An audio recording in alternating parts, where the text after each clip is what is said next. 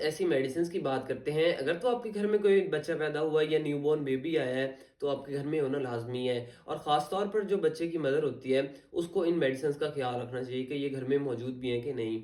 सबसे पहले जी इसमें विटामिन डी के ड्रॉप्स आते हैं, क्योंकि जो बच्चे की ग्रोथ होती है उसके लिए ये बहुत ही ज़्यादा ज़रूरी होती हैं। जो फीमेल का ब्रेस्ट मिल्क होता है, उसमें इसकी बहुत ही कम कंसंट्रेशन होती है, इसलिए आप इसको अलग से यूज़ करें। दूसरे नंबर पर आता है जी कालपोल या पैराडोल के ड्रॉप्स। अगर तो बच्चे को फीवर होता है, तो उसको कम करने के लिए आप ये ड्रॉप्स इस्तेमाल कर सकते हैं। नंबर 3 पर आता है जी कोलिक ड्रॉप्स। अक्सर औक़ात क्या होता है कि बच्चे जब दूध पीते हैं तो उसके पेट में दर्द होता है, तो उसको ख़त्म करने के लिए आप ये ड्रॉप्स इस्तेमाल कर सकते हैं। उसके बाद आते हैं जी डोमल या डोनवेल ड्रॉप्स जो आते हैं वो इस्तेमाल कर सकते हैं। अगर बच्चे को बहुत ज़्यादा उल्टियाँ या नोज़िया वग़ैरह होता है, तो उसको कम करने के लिए इस्तेमाल किए जाते हैं। नंबर 5 पर आते हैं जी मल्टीविटामिन्स। बच्चे की ओवरऑल ग्रोथ के लिए मल्टीविटामिन्स बहुत ही ज़्यादा इंपॉर्टेंट है, क्योंकि बच्चे की जो डाइट है वो अक्सर औक़ात ऐसा होता है कि वो मिल्क से कंप्लीट नहीं होती, तो उसके लिए आप मल्टीविटामिन्स इस्तेमाल कर सकते हैं। नंबर 6 पर आता है जी नेज़ल ड्रॉप्स। अगर तो बच्चे को नज़ला ज़ुकाम हो गया है, तो उसको ख़त्म करने के लिए आप ये ड्रॉप्स इस्तेमाल कर सकते हैं। नंबर 7 पर आते हैं जी नेज़ल म्यूकस शक्कर।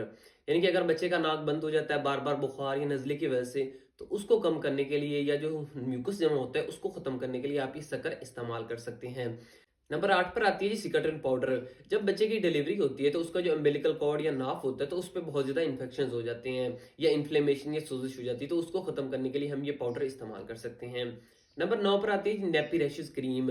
जब हम बच्चों में डायपर्स इस्तेमाल करते हैं, तो उसकी वजह से उनको बहुत ज़्यादा इचिंग और रैशेस बन जाते हैं, तो इसको ख़त्म करने के लिए आप ये क्रीम इस्तेमाल कर सकते हैं। और लास्ट में आता है जी थर्मामीटर, क्योंकि जो बच्चे का टेम्परेचर होता है एक्चुअली वो बहुत ज़्यादा इंक्रीज होता रहता है टाइम टू टाइम, तो उसको चेक करना लाजमी होता है, ताकि जो बच्चा है उसकी ग्रोथ में डिस्टर्बेंस ना आए या उसको कोई और इशू ना हो। तो थर्मामीटर उसके लिए आप लाजमी इस्तेमाल करें।